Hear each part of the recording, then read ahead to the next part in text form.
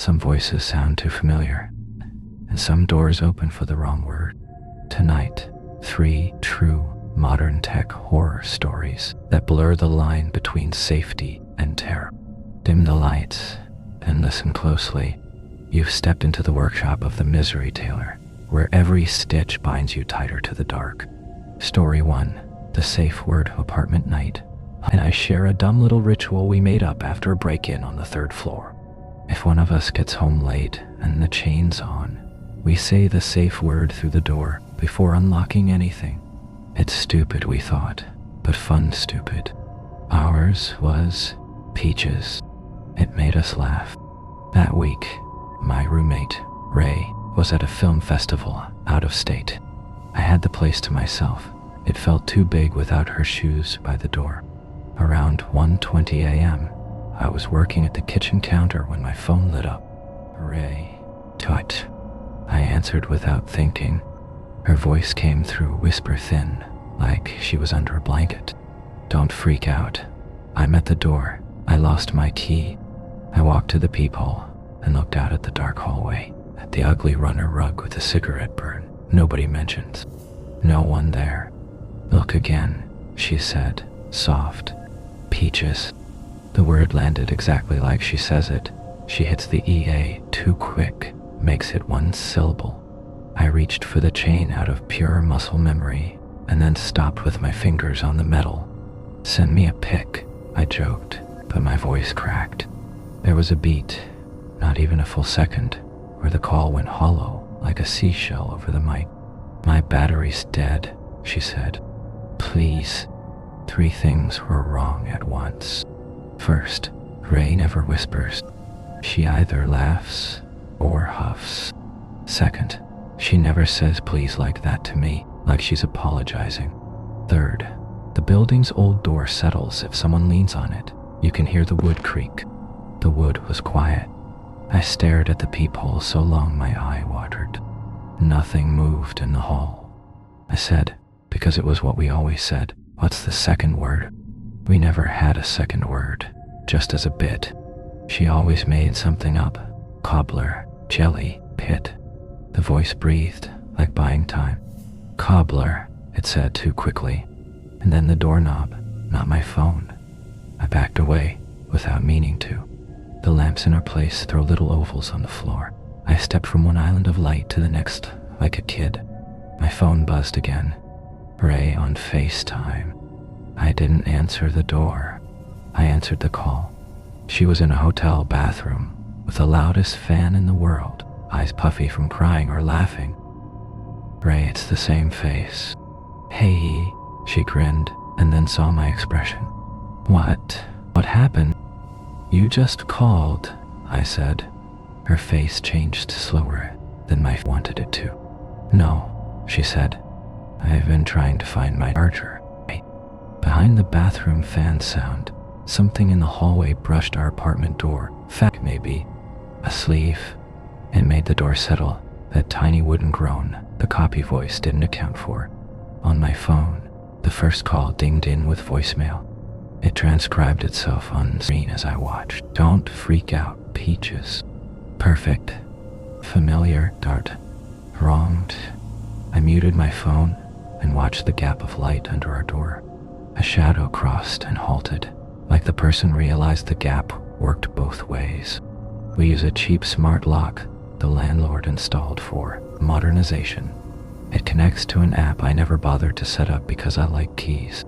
The lock beeped twice, an admin tone, not mine, and then whined as if a code was being tried.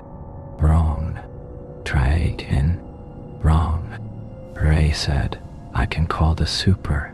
No, I whispered. I stepped into the bedroom and pulled the dresser across the floor, not to block the door, to block the vent. The duct from the hallway runs above our kitchen. Sound floats easy through old buildings. I didn't want whoever it was to hear my hands shaking. Through the door, very softly, a breath like before the first word of a prayer. Not a knock, a test. I called the super anyway. I called the cops. The person outside moved once, the scrape of a shoe, and then nothing. I didn't look through the peephole again. There's a superstition from my grandmother that the eye you use for fear belongs to the fear now. I don't know what that means, but I didn't look. The cops were kind in that efficient way that makes you feel small and safe at the same time. They found no one. The building camera on our floor had a signal error between 1:16 and 1:28 a.m. The super said, happens like weather. Ray came home 3 days later with a tote bag full of free programs and a new charger. We changed the lock. We kept the safe word. We never use it now, because the part that sticks isn't the voice at the door. It's that my phone believed it first. It recognized the name, it matched the sound, and it told my hand, open. If I hadn't stopped for a joke, a stranger would have known what our hallway smells like. Story 2. The class called I teach 9th grade English. Half my job is convincing kids that silence is not empty. The other half is noticing small things. The kid who stops wearing his hoodie, the one who starts.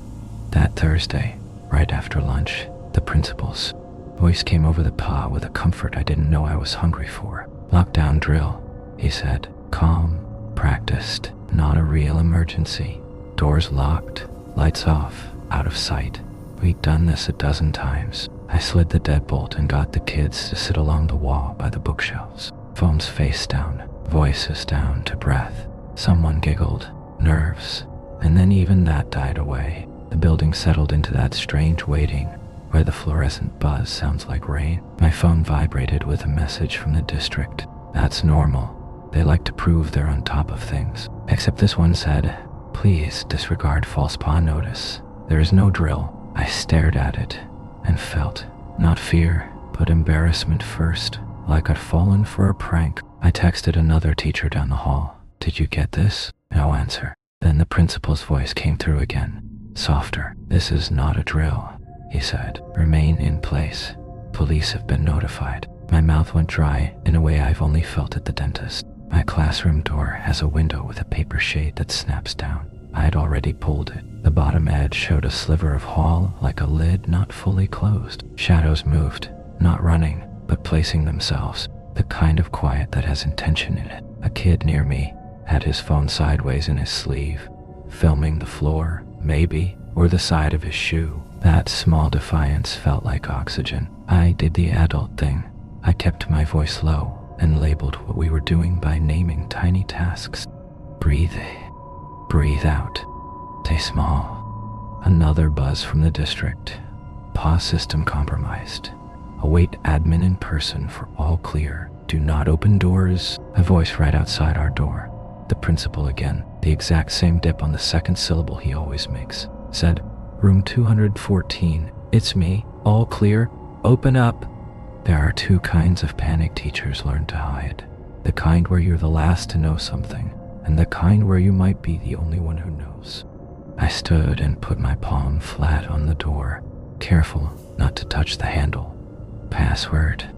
I said, stupid, we don't have a password. But last year, after Nashville, after Uvalde, after all the names, I started keeping a word in my head anyway. I never told anyone. It was sardines. I don't know why. Maybe because of how we sat. The voice said easy as breath. Sardines. I felt my knee buckle. Not because he'd guessed right, but because the way he said it had the smile you can hear when someone likes their own joke. Our principal never smiles when he speaks during drills. He hollows his voice out. He takes the colors out of it. I put my eye to the gap under the shade and saw a pair of shoes. Recognized, brown, scuffed, sensible, in the shadow of a walkie on a belt. And then one frame later, if life had frames, I saw that the walkie's antenna was missing. Just a clip. A shape meant to look like a walkie from a glance. The boy filming the floor had tilted his camera toward the window, slit like a mirror. In the reflection, I saw the edge of a phone held very close to the glass. And on that phone, a video of our principal standing in the gym, saying the words we'd just heard. The voice said, open up, Miss C, it's me. I told the kids we were okay. I told the door we were not. I texted the librarian because she believes in the apocalypse and keeps a ham radio in her office for fun. She responded fast. Principal in office. Cops en route. Don't move. Then, my cam shows two dudes in hoodies by Wing B. The door handle quivered. Not turning, just touched. A test. 2 minutes later, the longest 2 minutes, real feet pounded the hall. Real radios chattered. A real key in a real lock at the far end of the wing. The voice at our door vanished like a shoelace pulled quick. Police cleared us room by room. The principal did each in person, his voice smaller now because real fear shrinks the vowels. They never caught anyone. The office phones showed no outgoing PA. The district said the IP speakers could be triggered locally with the right packet. I don't speak packet. I speak books. What I know, someone had filmed our principal at last month's assembly, cloned his voice, and used the feed to move us like chess. The kid with the phone sent me the clip later. You can see the reflection in the window slit, phone screen bright. The brown shoes I recognize were the principal's brand. The person outside our door had bought them. I changed the word in my head. I won't tell you what it is. The lesson, kids, is this. We built a room we call safe and taught a voice how to unlock it. We still practice. We still sit like sardines. I still hear the smile when I try to sleep. Story 3, the last voicemail. Then stopping, my father died in March on a Tuesday that didn't feel special until the phone rang. He used to call on Sundays after the game, talk too loud like he was on a stage. Only he could see. After he was gone, I kept the last voicemail like everyone does, not because of the words, but because of the sound. The scrape in the throat that says this person is real. 2 months later, I got a text from an unknown number with a picture of my dad in his old work jacket, the one with the soft collar that turned up when he laughed. The caption said, "Got the audio cleaned if you want the whole thing." There was a link. I didn't click it. I blocked the number. Grief makes everything look like a scam. That night, my phone buzzed at 1:03 a.m. with a voicemail notification, but no missed call, like the message had fallen straight into the box. I pressed play without thinking. "Hey, Slugger," my father said. He hasn't called me that since I was 9. The word cracked open something in my chest I didn't know was still breakable. "Pick up if you were there." Silence. Then the ambient noise of his kitchen, the hum of that old fridge, the tap whose drip we never fixed because a drip gives a room character. I sat up in bed so fast I got dizzy. "I had a thought about the thing with your car," he said, as if searching for a memory that belonged to a day that never existed. "It's probably the alternator. He died before my alternator went. I replaced it last week." The voice went on. "A story about a neighbor's dog. A joke that only lands if you know how slowly he tells jokes." The voicemail was 3 minutes long, longer than the system should allow, and ended on his favorite line. "Love you more than bones. Love dogs," which is not how the saying goes. It's how he made it go. I sobbed in the cheap way people do alone, ugly, heaving. Then I did what I would tell anyone not to do. I called the number back. It answered to nothing. A thin hum, then a click like a tape head tapping home. "Slugger," my father said, surprised and pleased at once. The exact sound he made when I called from college the first time without asking for money. "You up late?" I didn't say hello. I said, "What did I get you for Father's Day when I was 11? He chuckled. "The mug. World's okayest dad." It was the right answer. It still felt wrong because of the way he didn't clear his throat after. He always cleared his throat twice when he laughed hard. Small things grief notices, like it's a job. "Where are you?" I asked. "Sammy place," he said. "Don't hang up. I've been trying to." The line hiccuped. A new voice came over, bright, customer service cheerful. "Hi, we're so sorry for your loss. We help families preserve voices. It looks like you've been enjoying your father's audio. We can unlock the full archive for a contribution." I hung up so fast my finger hurt. The number texted instantly.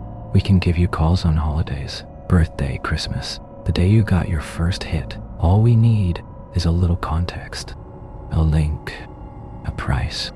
It ended with, "Or we can send it to your sister instead. Her name, spelled right." I took my phone to the kitchen and put it in the microwave because that's the kind of magical thinking grief teaches you. Then I sat on the floor and breathed like a person in a paper bag. When I took the phone back out, another message had arrived while it was in there. "We don't want your money. We want your voice. Read these words into the phone and we can make you a call back from you to him." I didn't read them. I didn't say anything.